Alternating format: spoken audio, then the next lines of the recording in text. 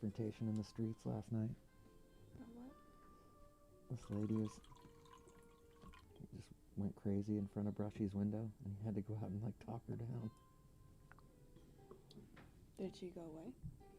Yeah. Was Brushy there the whole time, watching out the window? Brushing? Yeah.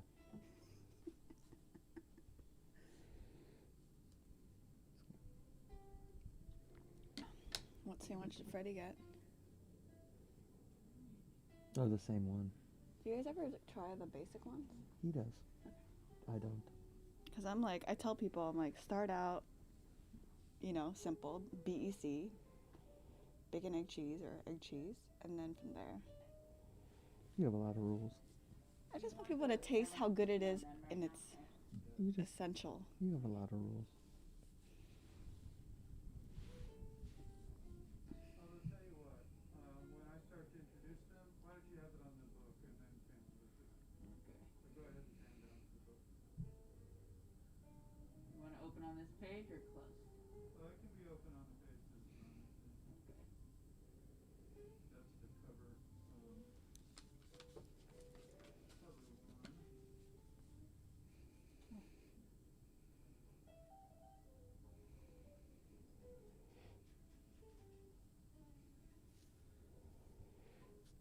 Is it busy at New York on the weekends? Okay, so it's time. I'm going to come on over.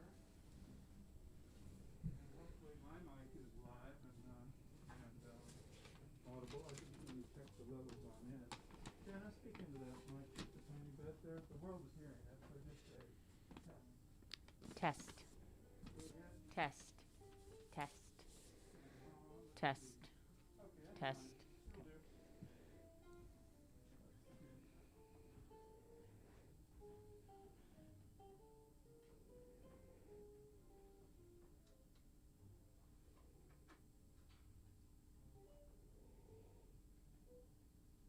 All right, and now they're seeing the book. We'll get smoother at this time. Oh.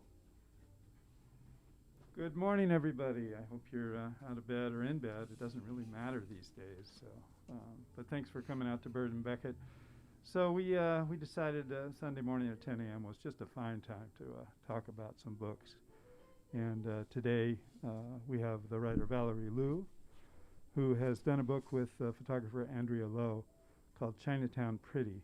You're seeing a couple pages of it on the screen there. And we're going to pan over to her and her friend Jeremy Dan Fish, who will be the interlocutor for the afternoon or the morning, whatever it is.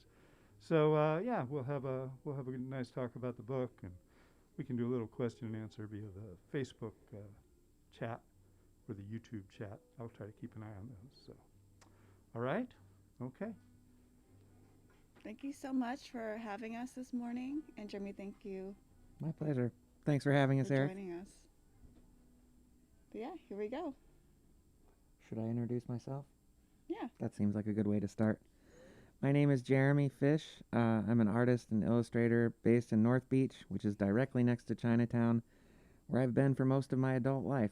I've lived in San Francisco for the last 26 years, and I stumbled onto this Chinatown Pretty project because I recognize a lot of people in the book and have lived, like I said, just a couple blocks away from Chinatown for most of my adult life. And I'm Valerie Luu. I'm the writer behind Chinatown Pretty, which I do with Andrea Lowe, the photographer. And I actually kind of fell in love with Chinatown when I got to sublet there a few years ago. And, Jeremy being kind of like the mayor of North Beach, I remember running into him in North Beach and being like, oh my God, this neighborhood's so amazing. So we're here kind of today because we both have a shared love of this geographic area. Definitely. This book struck a special chord with me. Like I said, I was aware of the project and knew that they were photographing the beautiful seniors in Chinatown, but I got really turned on when I found the blog and the Instagram feed, and I started recognizing a lot of the people that were being featured in this, and I had really appreciated it from the beginning, but once there was this kind of personal relationship, seeing these people that I knew from my neighborhood, and it just really drew me in, and I've been the biggest fan of Chinatown Pretty since. So I appreciate you having me here today. Yeah, Thanks. I guess, some of these questions are, I think, larger questions from the general public. Some of these are directly from me out of curiosity, but I think a good way to open it is, where did this idea come from? Like, how did you guys get this direction from the beginning? So Andrea and I was really lucky to live in Chinatown for 6 months. I remember. It was very rare and very special. I lived on Mason and Washington, kind of the borders of Chinatown and uphill, and I would sit at this cafe on Columbus and Pacific every day and journal, and I would see people get off the bus, some people going downtown, and there's this one woman that wore these amazing jade shoes. They were like Keds, and when I would scan up, I realized that she had a really beautiful, colorful outfit on, usually a matching two-piece, and a silver bob. Like, I thought she was someone that was my age, but because she was dressed so hip. But it was someone, well into their 70s or 80s, and it was actually Manning Tam, who's the person on our cover. Hooray! Yeah. Who's also somebody I recognize, can see quite a bit, or used to see quite a bit in my neighborhood. So it was definitely like a Cinderella story, because we met her later on. But Andrea and I were friends. We met through the food world in San Francisco. She photographed a lot of food businesses, and I run a Vietnamese pop-up restaurant called Rice Paper Scissors. And when we would go on dim sum dates, we realized we had this shared love, and we would kind of react so viscerally, like, oh my God, did you see this outfit? Where'd they get their shoes? And that kind of started the project, which was like, where did they get their shoes? And we started by just writing a one-off article for the Bold Italic, which you have illustrated for, and kind of went from there. And I mean, it sounds like you were drawn into the project specifically by the fashion and by the combinations of things that these seniors were wearing. Is that kind of what like pulled you into the whole project? Yeah, clothes were definitely the first draw, because if you live in Chinatown or been around Chinatowns, it's a lot of color. It's a lot of textures and puffy jackets with hand knit sweaters, combined with, things they got from their grandkids, like a Supreme hat or really cool Nikes. So we just wanted to know how they put these outfits together. But then as time went on, we realized it was a way to kind of learn more about them. The clothes became a gateway to their immigration stories. And do you ever notice any like reoccurring themes or trends or, items that are specific to Chinatown? Well, they're a fan of the bucket hat. And I love your hat. It's a little bucketish. I wore this on purpose today because I am also a fan of the bucket hat, and specifically, we've spoken about how there's a reoccurring trend in Chinatown where there's not just bucket hats on a lot of these older characters, but they're bucket hats with a little chin strap just so they don't blow off in the wind, which I haven't added to this one yet, but I did wear it for the mutual appreciation of the neighborhood bucket hat, yeah. That's a really good observation about their chin strap. I think one of the great things about Chinatown Pretty outfits is that the seniors really customize their clothes. They're really industrious. So it's adding an elastic band so their hats don't blow off, or a secret pocket in their pants so they can hide their cash and IDs. And growing up, my grandma had a secret pocket that she would kind of dole out 20s to us as kids as like little gifts.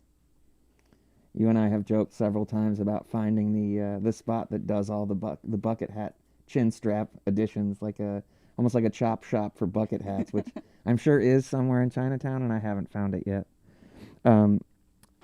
As you got to know these people, for me personally, I thought the most, like I said, having lived next to that neighborhood for as long as I have, I don't speak Chinese. And so I've become really friendly with a lot of these people, specifically the woman on the cover, and I know each other quite well just from being excited to see each other, and I'm checking out her outfit, she's checking out my outfit. We exchange smiles and, enthusiasm, but I'm not able to say anything to her. And I guess the thing I always thought was most impressive about what you and Andrea were doing was like, this is not they're very, very, very friendly, and I've never had any interactions other than sweet and friendly. But I would imagine very shy and very humble, and like, it's a difficult thing for me to imagine walking up to these people and saying, hey, you have a beautiful outfit on, would you mind if we took your picture?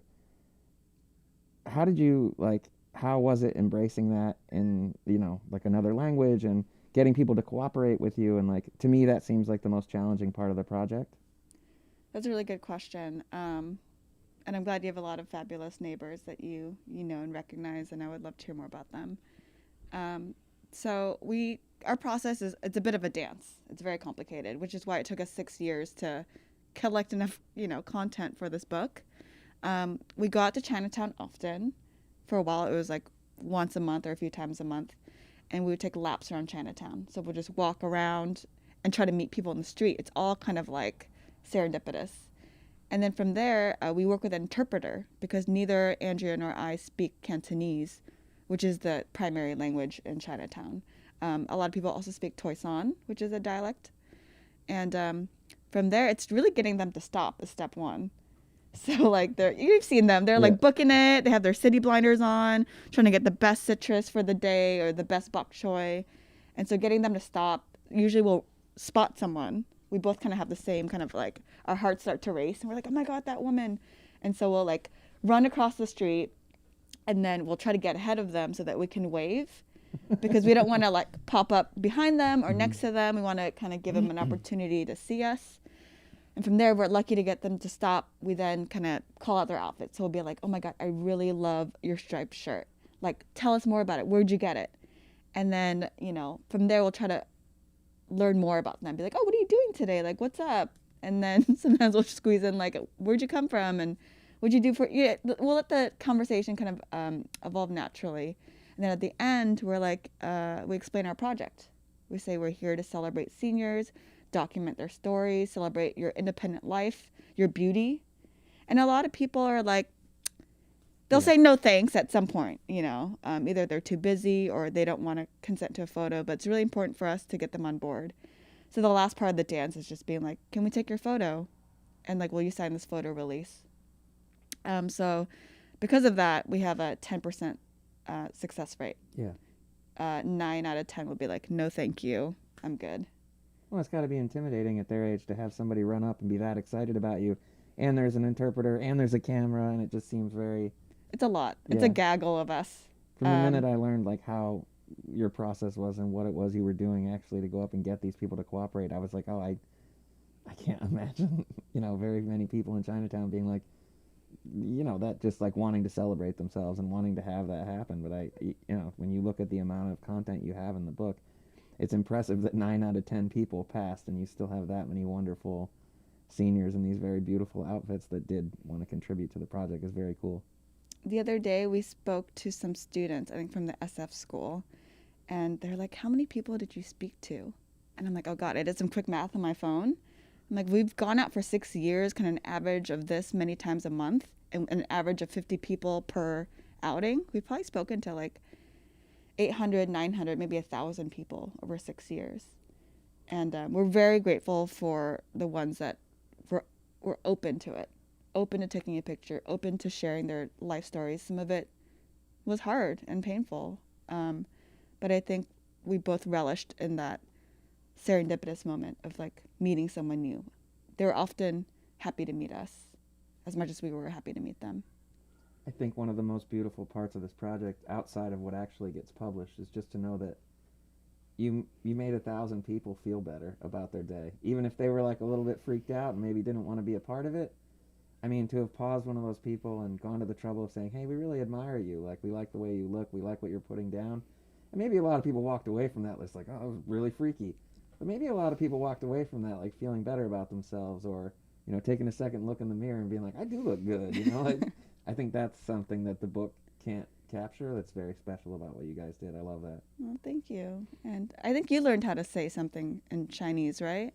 I did, because I had told you when you and I first started talking about this that I'd spent years passing I had, tons and tons of friends, these elderly, beautiful people that our interaction was literally like enthusiastic smiles and little waves. And you taught me how to say Popo Holang, which is, you're a beautiful grandma. And I passed some of these people that I'd formed these relationships just like waving at them in the street, and finally had something to say to them. And man, you could tell their minds were blown, because it's like, you've been watching this goofy guy walk by you and wave way too excited for years. And then all of a sudden I had the tools to like compliment them and let them know, how special or how pretty I thought they were. And it's amazing that it just changed the dynamic immediately. But, to the point, a couple of them were just like, ugh, get away, dude, who suddenly knows how to say something. But for the most part, They're like, it's been 15 years and you're going to come at me with that? Especially, right now, at a time where we're all covered up and things are a little strange and a little uneasy, to be able to say something to somebody and make them feel better about themselves or better about their day, I don't think I've ever waved more in my entire life at strangers just because it's such a closed off time. And now more than ever, if I'm able to say something to a senior and make them feel better about their day, or recognize that I find them beautiful and they should find themselves equally beautiful, I feel like that's a really important thing to be able to bring to the community and to the city at the moment. I'm really glad you called that out about like it might have left 1,000 people feeling like a little bit better. And that's kind of what I hope people take away from the project is that even with language barriers or cultural barriers, age, whatever it is, like saying hi and saying you look great goes a long way. Absolutely. And I encourage people to give that a try. I had one of those outgoing moms when I was a kid who would do that, just in the grocery store. She would tell some other woman or some strange man, like, oh, you have wonderful shoes, or your outfit matches. And my sister and I would just be like, oh, like, stop. But at this age, I've learned, like, how much that can bring to somebody's day and how you can make someone feel better about their day. And, I don't force it, but I generally do. I mean, you've seen me do it. I compliment people in the street when I think they're well-dressed or, just have some neat thing that you want to make them aware of that, I'm picking up what you're putting down. I see how you got dressed this morning. And to that question, do the posts and observations that you guys make, like, does that influence you? Like, do you dress differently than you did when you started this project? Definitely. So for over a decade, I wore all black, kind of just as a uniform. And doing rice, paper, scissors, like, it was just easy, right? Just wear jeans and a t-shirt. You can get it dirty. It's black. It doesn't really matter. And I liked the simplicity of it. But then after spending 6 years, meeting people whose outfits brought me so much joy that made my minds blown with their color combos or their pattern combos, it inspired me to integrate more color because it would affect the way I feel. So now I have like all the colors in the rainbow in my outfit. And I kind of ask myself, would a grandma wear this? And if the answer is yes, then I'll usually go for it. And then also, my step-grandma's in the book. Her name is Anna Lee. I think I call her the queen in the book. She lives in Vancouver. And she had a lot of her clothes custom made, which you also do. Because it's customized to her liking. And because of that, a lot of the things last a long time. And so when she passed away 2 years ago, I inherited a lot of her clothes, and I'm actually wearing her dress today, which I found really surprising. I was like, oh, I don't know. I just didn't expect her to own something like this. But they fit me. Her clothes fit me perfectly, and it's kind of a way to stay connected to her. It almost feels like she never left because I'm thinking about her constantly. I'm wearing her clothes constantly. I'm looking at her photos constantly. So I don't know. What I love about this is that the seniors are kind of ever present in our lives. It's nice with the timing with this that you were able to take a greater appreciation for your step-grandmother's closet during the time that you were working on this book. And obviously, as she passed away and you inherited all these clothes, if you were still wearing all black, you know what I mean? Like this, I don't know, this cool wardrobe that your grandmother wore would be going to waste. And I think that's really nice that you're both remembering her and appreciating her. And I think a lot of that was directly inspired by your book. Very cool. And I believe you had a grandparent that inspired your fashion too. I did. My mother's father was a carpenter, a master woodworker who made all his living with his hands, which I think I kind of inherited from him. And he also was a firm believer in wearing brown, which when he passed away at 103, I started wearing a lot more brown just kind of to celebrate him and his whole thing. So yeah, I guess they are kind of similar in that way. Are there any, as we're telling these great stories about our own grandparents, were there any, these people that you got to know, and I know a lot of them, you've told me, have become personal friends. Like you go out to eat with these people and you celebrate them on their birthdays, and you form these relationships with a senior community that needed some younger friends, you know what I mean? It's very isolating as you get older, and especially at this age, and especially in a neighborhood that's as densely populated as Chinatown. As you've become, like personal friends with a lot of the subjects in your book, are there any stories or people or a combination of both that really resonate with you and Andrea? I mean, I would say we have one really close friend, and that's Dorothy Kwok, aka Polka Dot. She's in San Francisco, and she's a force. So she's born and raised in Chinatown. has worn so many different hats in her life. And the current hat, she's like, you gave me my 7th career as like a model.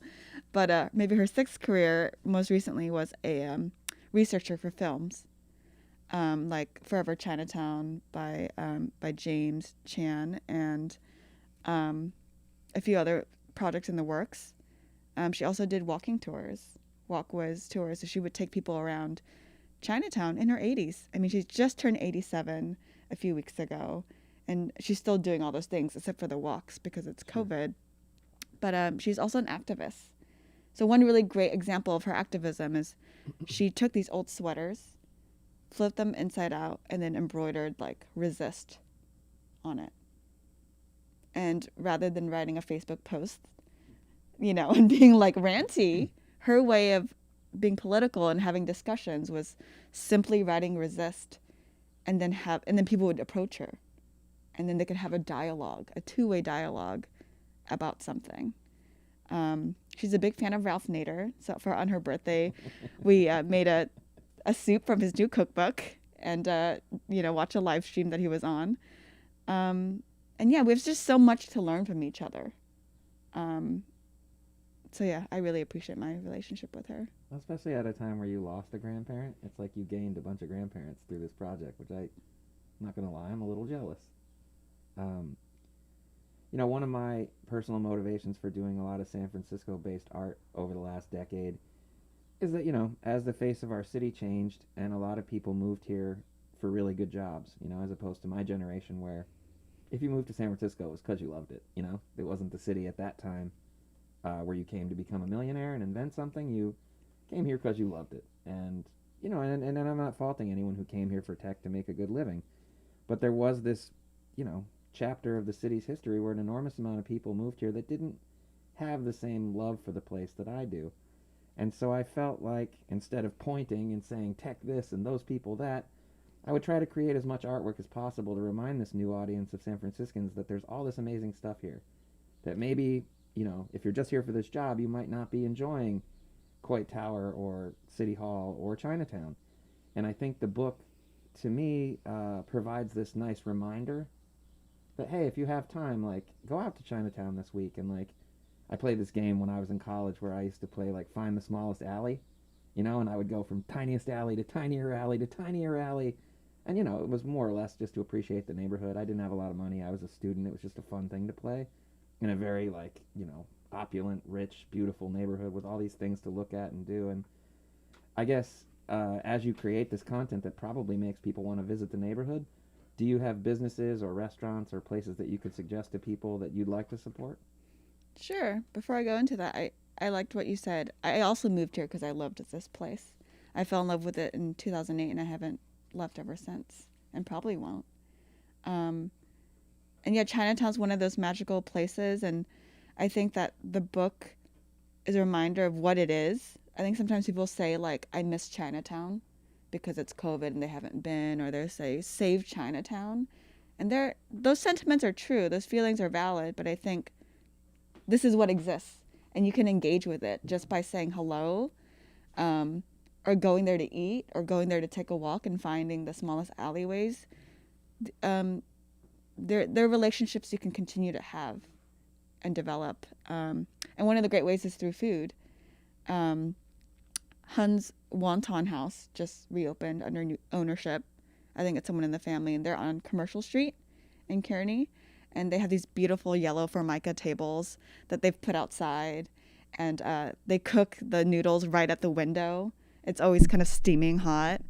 And they're super friendly. And they're only open till 5, but go for an early dinner. There's also the Golden Gate Fortune Cookie Factory, which is now like a go-to spot. Before I go visit my family in the South Bay, I'll get a few bags of deconstructed fortune cookies. And they always push hot ones in your hand because they make them there fresh. So you leave with gifts, but also you have a bunch of fortune cookies to eat on your way home. Awesome. Well, I think that kind of covered my next question, which was like, do you have suggestions for ways for people to go and connect with Chinatown? And yeah, I mean, I think the biggest and easiest way to connect with is go explore. Yeah, what are ways that you connect with it? the same way I've been doing it, sadly, the whole time I've lived here. Not sadly. No, but I mean, I don't frequent a lot of the restaurants. I don't shop there as often as I should. I buy a lot of like vintage souvenir San Francisco stuff.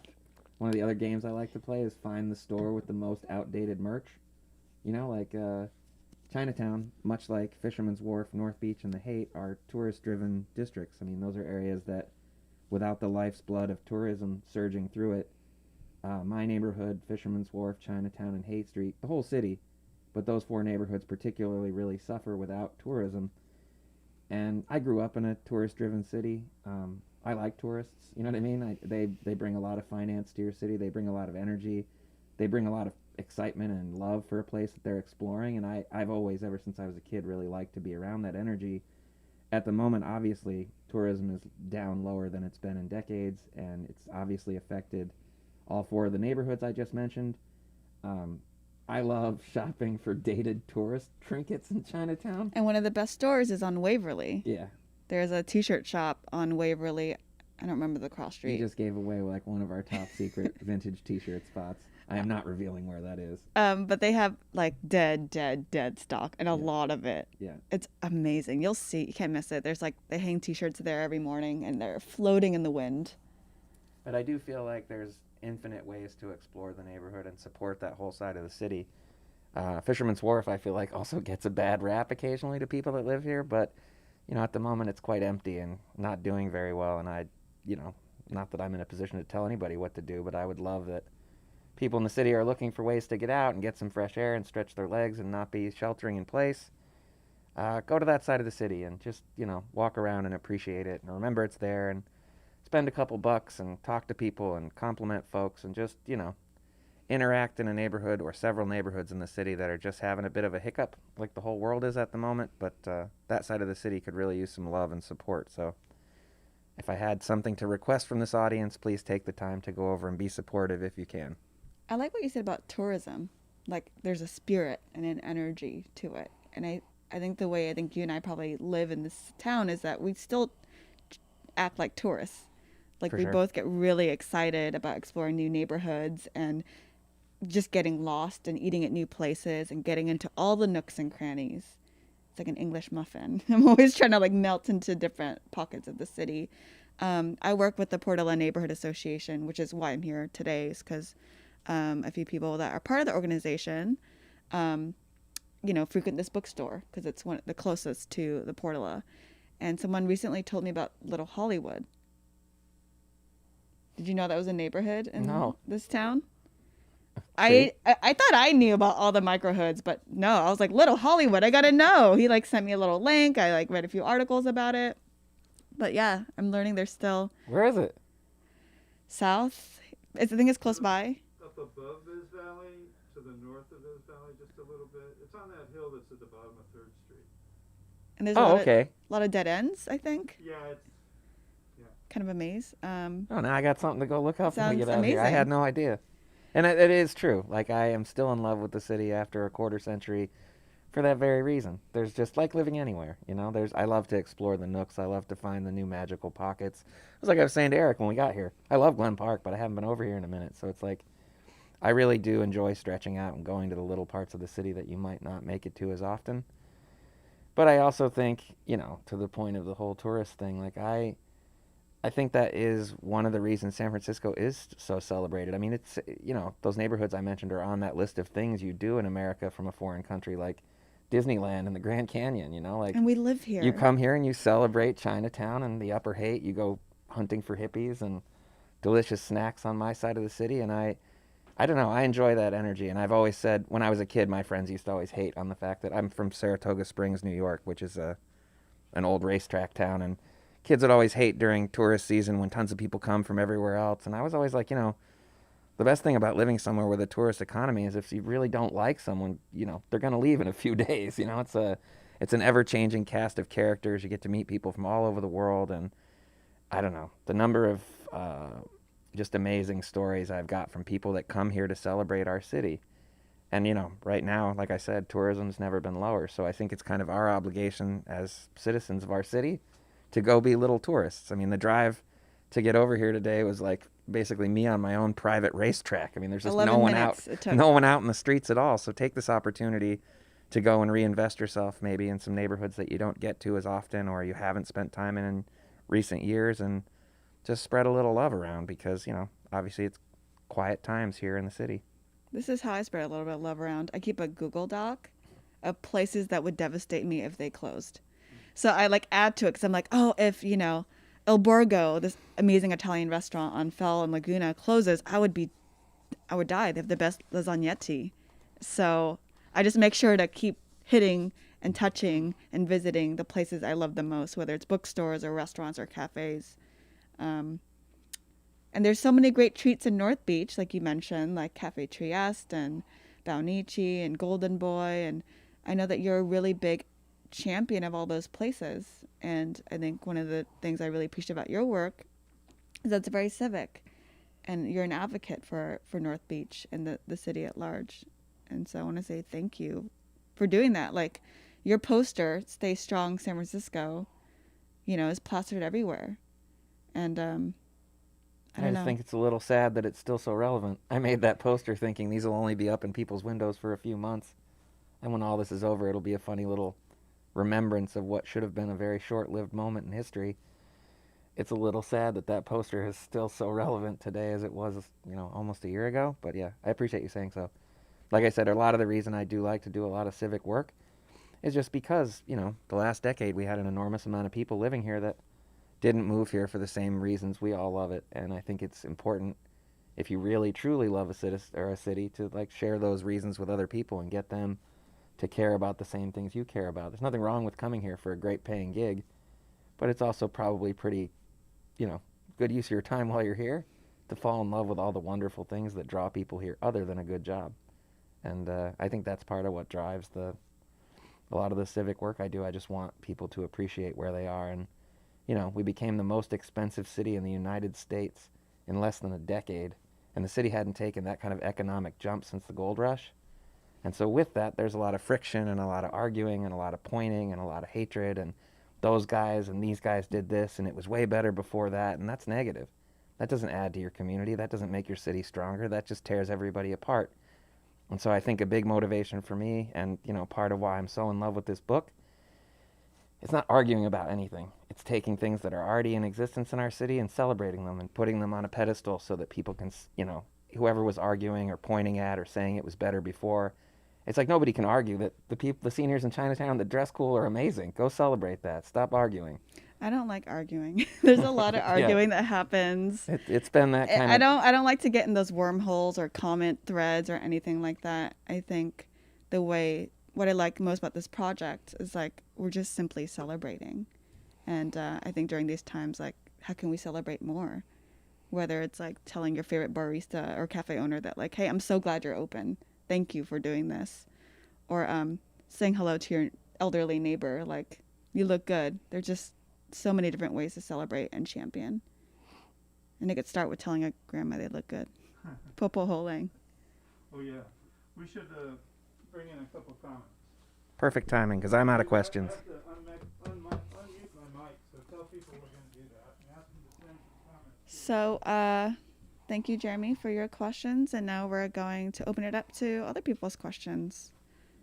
So if you'd like to submit yours, you can go to Bird and Beckett's Facebook page or YouTube and submit your questions that way. Yeah, that will work. Somebody first should text me, or not text me, but put a comment in the Facebook stream and tell me whether you can hear me on this mic. But yeah, so first of all, there were comments about hearing, and they got that figured out. Where do we go here? Vic Wong says, say it with me, Popo Holang. Hi, Vic. Popo Holang. Holang. Popo Holang. Popo Holang. What does that mean? It means, the way I say it is like, damn, Grandma, you look good. But it simply translates to pretty grandma. Nice. And if you want to say grandpa, it's, you wouldn't call him, you could call him Holang. I think maybe it's a little more feminine, but Gung Gung Holang. Or you could say like Leng Zai, like handsome dude. And Leng Le is like pretty lady. It's like what you say to like a a server, sometimes you go ling lai, like pretty lady. Not in kind of like a Me Too way, but like a flattery. It's like flat. It's Nice. complimentary. All right, Jenny Lim. I'm sorry. She commented on Dottie. You know, the polka dots. Yes, She says Dottie is still going strong. She says, "Yay." so strong. Yeah. Did you know she exercises every morning for an hour while listening to NPR at 6 a.m.? So she does her exercise before she even gets out of bed. I think about exercising for an hour a day. I definitely do not do it. Too much. Elaine Cam Yee said she just got some Huns wonton 2 days ago. So those places better stay open. What else? Pam Ta Lee says, good day to go to Chinatown. Brett Benson notes that he does want, we'll save the answer to this for a little bit, but he really wants to know, because of the difficulties of COVID and so on, they want to know where viewers can support the community. So organizations helping those in need, seniors, food banks, things like that. So at some point, if you could address that. But Vic Wong's back saying Fisherman's Wharf and Chinatown are how he fell in love with San Francisco as a child, and why he eventually ended up living here. He'll always take out-of-town friends. He will always take out-of-town friends there, and I'm always delighted, he says. So Same. you know Vic. Yeah, he lives nearby. Yeah. Sup, Vic? Yeah, Aquatic Park is one of the most magical places. It's like a stadium seating that overlooks this water. Oh, We yeah. can see the sunset. Like, what's not to like? And you can get in and out. But watch out, the seagulls will knock it over. I've had a seagull knock over my In-N-Out and eat it in one gulp, and then like come at me even more. What else? Pam Talley mentions that she used to live on Bosworth, so she loves Glen Park. So we'll take that. And you're a lot in the Portola, right? That's Yes, where a lot of I you- spend my so- days walking up and down the Portola, which is, we call the third or fourth Chinatown. So a lot of people, a few people have told me kind of getting up in life is getting out of Chinatown. So they would move to the suburbs. Yeah. It's like the Sunset, the Richmond, and the Portola. And so we see a lot of fashionable seniors, on San Bruno Avenue getting their groceries. And then the last comment we have at the moment is Bob Sheng had something to say that you'll have to interpret. I don't know if you can read that, but he probably translates it right below. Oh, I don't think read he you. translates it Oh, right support Bird and Beckett, folks. Yeah. By coming in store and buying a book. Yeah, Bob's great. All right, well, keep on chatting wherever you want to take that. So to answer the person's question about how to support Chinatown right now, especially during COVID, we work really closely with the Chinatown Community Development Center, CCDC, and they actually were a big catalyst for this project. When we wrote our article for the Bold Italic, a few years went by, and Kathy Lamb from CCDC, an organizer, was like, we love your website. And I was like, Kathy, it was just an article. But she was like, I love your website. You need to do a photo show with us. You need to we want to work with you. And so we worked together on like a website to support clothing stores in the area. And then we also did our first solo show at 41 Ross, which is located in one of the most magical alleyways in the city. So they kind of inspired us to be like, oh, okay, well, I guess we'll start a blog and we'll start an Instagram for this show. And then we just kept going. And 6 years later, we have this book, and they're rooted in the community. So they taught us a lot about like what it takes to support the seniors in the community. They own a lot of affordable housing in the neighborhood. And so they kind of instilled kind of a mission in us. But they have a fundraising campaign right now called Feed and Fuel. And it's they're trying to raise money to supply hot, ready-to-eat meals for people who live in SROs in Chinatown, many of whom are seniors. In SROs, you have shared kitchens. And so to kind of curb the spread or prevent the spread, delivering hot food to seniors. And I was fortunate enough to volunteer during Q1 of COVID to prepare these meals. And that's also another way to support the community, is to volunteer at food pantries or assembling these meals as well. So there are also a lot of YouTube questions in the chat there, and a lot of them pertain to that. So let me read you a few of those here through the fog. But I'll just start with some of the from the top, just some of the general question or comments here. Coral Reef says, greetings from Noe Valley, loves this place. Leah Smith, who I think you work with, says, Valerie says, as soon as you leave your house, you're a tourist. The brain thrives on novelty, and we all need to explore and find new places. Well, like exploring Bird and Beckett, all these Bird and Beckett things. Brett Benson repeats his question. Sydney Jen says, loving this talk so far. Thanks for organizing. She's tuning in from Canada. Do you know her? Who's or that? him? Sydney Jen? I do not. But we love Canada. Vancouver's you in were the book. Vancouver, yeah. We had a 90% success rate in Whoa. Canada. Yeah. Canadians are so nice. They live up to wouldn't say no. the belief that, Canadians are that they're friendly. nice. They're very friendly. Leah chimes in again. Chinatown Pretty covers Chinatowns in San Francisco, New York, and Los Angeles. Are there Chinatowns in Canada, she asks. Well, I guess we just addressed that. What about elsewhere than Vancouver? I mean, there's a lot of people that moved from Hong Kong, kind of like around 97 and like communism and stuff like that. They went to Vancouver and then kind of moved into Burnaby and Richmond and other neighborhoods or districts in Canada. And that's where my step-grandma and my stepdad lives. Oh, I see. Yeah.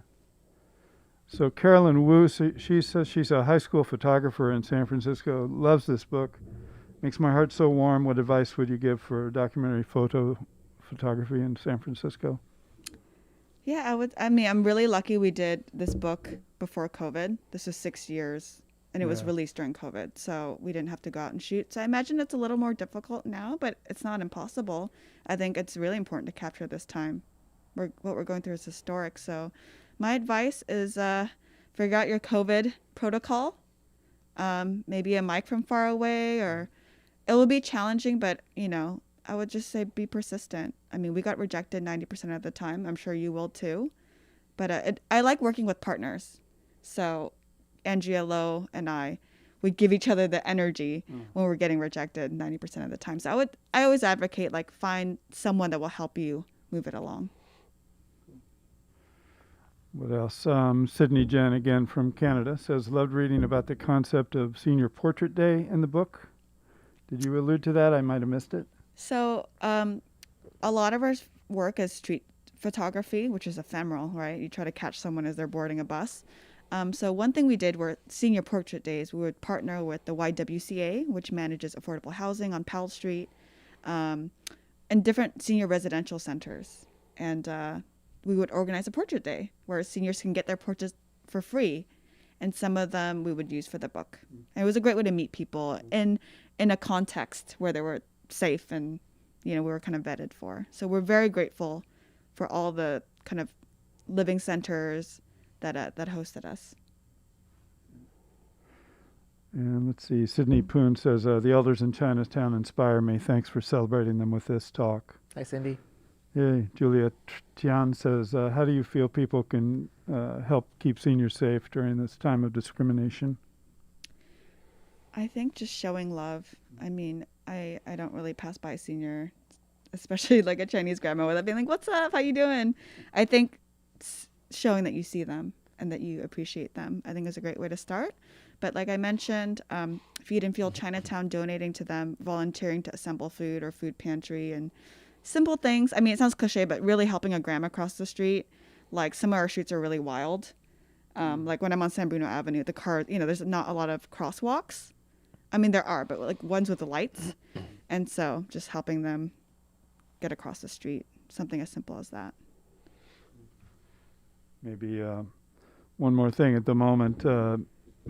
Debbie Gong says, do you want to give some thoughts on Chinese popos being the ultimate environmentalists? They reuse and repurpose. They reuse and repurpose everything. And she goes on, even before it hits the recycling stream or landfill. So. Yes, thank you so much for pointing that out. Sustainability isn't a word they would use to describe themselves, I don't think, but it's just an ethos. It's like, why waste, right? So if you have a plastic bag from a grocery store, it's still good. Reuse it a few different times and then reuse it again. Or if your grandkid has a backpack they're not using, like, why not use it? So a lot of these things we tout as like urban ideals, like urban gardening and shopping local and recycling or being sustainable, are lived out by Chinatown seniors like their whole lives. They just don't call it the same things. So there's a lot to learn, not only in clothes, but how not to waste. Like Andrea has mentioned that she's fixed up or dyed clothes to kind of give it a new life. Kind of inspired by how industrious a lot of the seniors are. And to play off what Leah said about when you leave the door, you're a tourist, the portola. I mean, before I started this job, my friend Luke, who had the job before me, said, "Hey Val, come check out the portola." And I'd never been there before, never really heard of it. And it like opened up this whole world of like gardens and old greenhouses. There's a whole city block where it's all old greenhouses because that's where they used to grow the flowers for the city. I didn't know that. Yeah. Huh. Jeremy, when's the last time you really felt like a tourist? Every day. I'm with her. You know, there's like, I don't know. There's something to discover in your own backyard. It just depends on how wide awake you are and how much you're paying attention to it.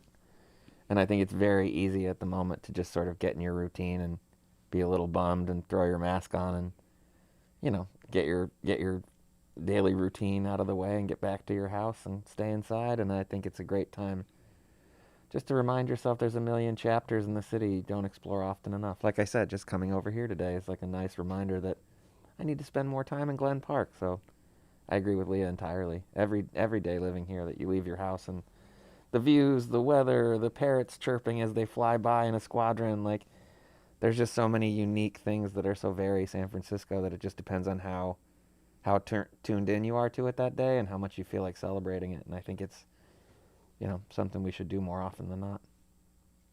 I like that you brought up routines because mine is like waking up, getting to work, like just working, and then like, I don't know, you know, shopping online. Sometimes like I go on walks on the weekends and I get lost, but one thing I really love about the seniors is that they have really awesome routines that force them to get out. You know, they go out and get their fresh produce for the day, and they make sure to do laps, even if their knees hurt. A woman was telling us the other day, she's like, my grandma always had the same routine. She would get groceries and play mahjong with her friends. I'm not really great at routines, but I think routines could help us get out there, be social, eat healthy, exercise. I mean, that's pretty basic, but it's something the seniors do despite being 88. Like they take a bus across town from the Portola to Chinatown to an 8 a.m. exercise class outside, and they're 88 or actually 98. And so there's a lot, they get hashtag out there in a way that like I find like a lot of people my age do not.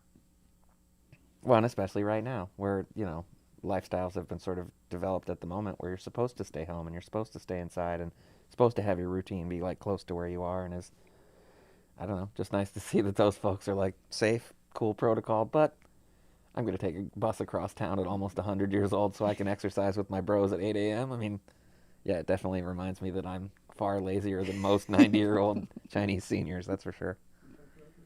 Yeah. So that's Ms. Liang, and I think that's our experience with her kind of represents what's really special about this project is just the serendipitous nature of it. So we were in Vancouver, Chinatown, and we were walking next to her. We're like, oh, hey, what's up? And she was like, oh, you know, I'm about to go fold some coins at the temple. She would fold joss paper, which is paper you burn, kind of like money for your ancestors. She said, I'm about to fold some coins. And then later on, we did a photo shoot at a kind of living center, like a home. And we ran into her. We're like, oh, we know you. And she was really kind and let us into her unit. And we like looked through all her clothes. I mean, very rarely do we get to go through like someone's closet. And then we sat down and she had told us that her daughter had just passed away. Her daughter who usually slept next to her or would visit. And that she was folding coins for her daughter and also her husband that had passed away. And this was being translated by, I believe, Dawn, who's an illustrator in Vancouver. And we're all holding hands. Like, it just kind of happens, you know, with seniors, you kind of just like all of a sudden are holding hands. And Dawn's crying. And I don't know what they're saying, but I start crying. And then Mrs. Liang is crying. And despite all her hardships and what she's been through and the hard time she's going through with this loss, she's like, you know, I'm really glad I met you. And I'm like, me too. So there's this like really beautiful exchange that happens with a lot of people we meet. It's like, it feels like fate. Like, we're just thankful that we met each other today because it brought us both joy and comfort. I think it's those hidden chapters in the book that you don't necessarily see. It's like what you guys set out to capture and the beautiful moments that came around it. Like all your, like I said, like Dorothy and like so many of the people that you became, close friends with, or the experience like that you had with her. Those are like the parts of the book that you just can't imagine would come out of a project like this, It's really beautiful. And sometimes it's ephemeral. Sometimes it's just like one little handshake before we leave. And it's, it almost brings me more joy. It brings me more joy than the clothes, really. It's like that moment of connection. And it's something that people can still have even with COVID. You can just look at someone in the eye and give them a wave. And if they smile back, like, that's a win. Yeah. And Winky's one of those people.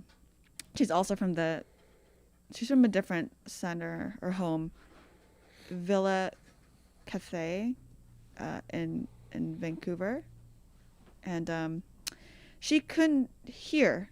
She couldn't hear. She didn't really speak either. So the way she communicated was a friend of hers who would visit would write on like an Etch-a-Sketch, sort of like a digital writing pad, in Chinese. Other than I think she would respond, but she just couldn't really hear. And she like started to wink, like the moment we met her. She would alternate her winks, and she was just so playful that like that communicated enough. And she was also a poet, so her friend who was visiting her had a poem that she had written about how Hong Kong was built, and it was so beautiful. I had to turn away. I was like tearing up when I was hearing it. We're all holding hands, of course, and yeah, she was just so spunky, and it was just nice to connect over that nonverbal communication, that even if you don't speak the same language, you could still say a lot. Yeah. Like Manta, Manning Tam, who's on the cover, like, we couldn't communicate with her, but we often saw her on the street like you did. She was around Chinatown and North Beach all the time before she moved away. And whenever we ran into each other, she'd be like, want some fruit? Yeah. We'd like hold hands for a minute and just say hi, and, that was great. Yeah, she was very well known amongst all the guys that run the doors at all the bars on Grant Avenue, which is a crazy group of people to be friends with when you're like in little tiny senior grandma. And I used to always, trip on watching all these guys be like, hey, what's up? When she'd walk down the street. And it just, she's you can tell by the photo on the cover, she's very personable, like you said, with nothing more than a big smile and a wave and maybe a handhold or whatever.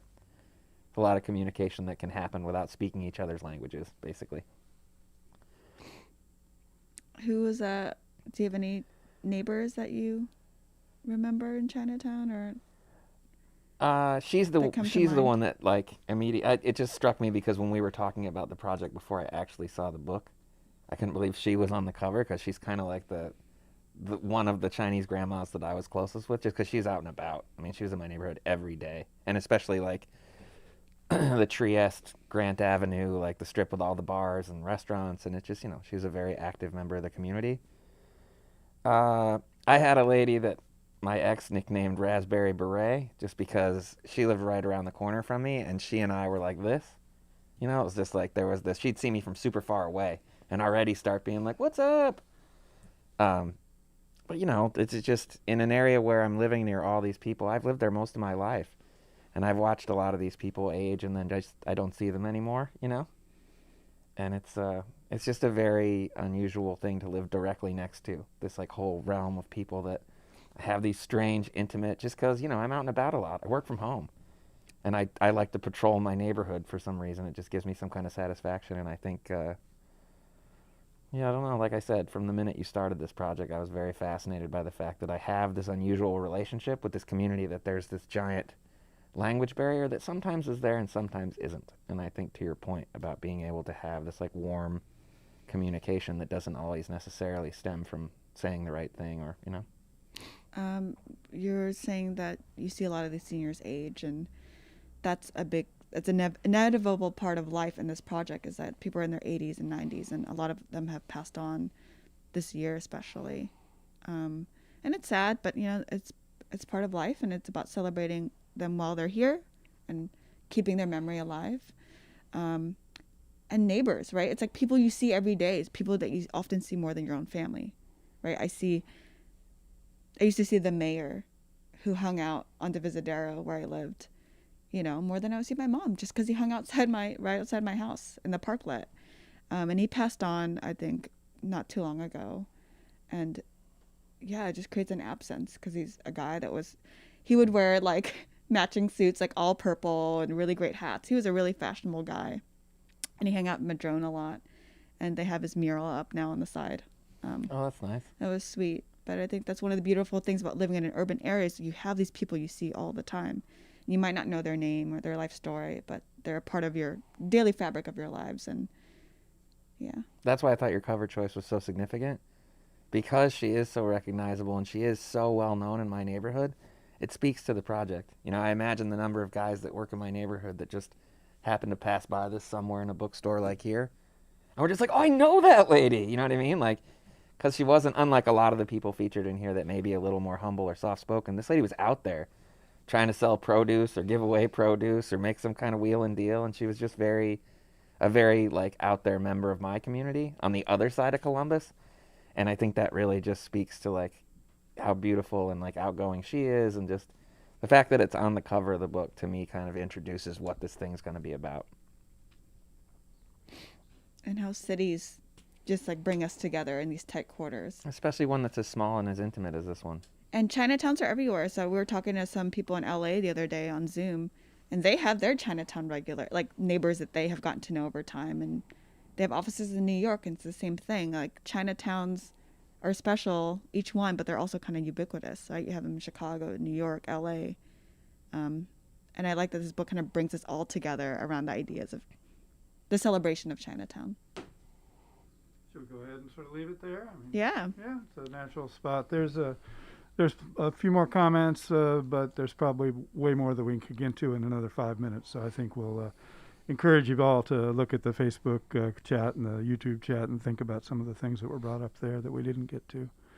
But thank you for the book and for the work, and to both of you for your involvement in the communities that you live in and are invested in, and very, very pleased with this representation.